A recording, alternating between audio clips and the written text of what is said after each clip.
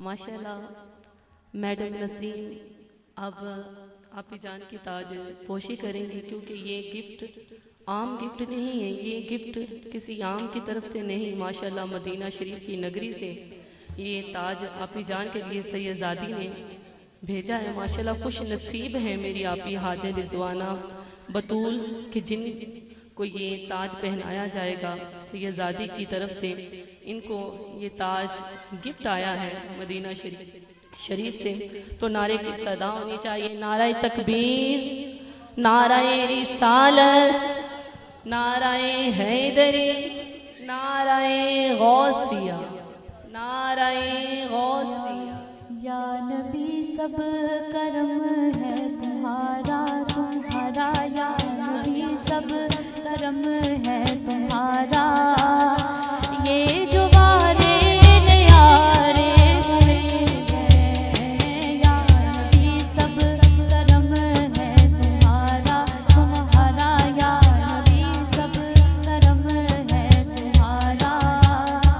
ये जो वारे न्यारे हुए हैं, अब कमी का तसव्वुर भी कैसा, कमी का तसव्वुर भी कैसा। जब से मंगते तुम्हारे हुए हैं, या नबी सब करम है तुम्हारा।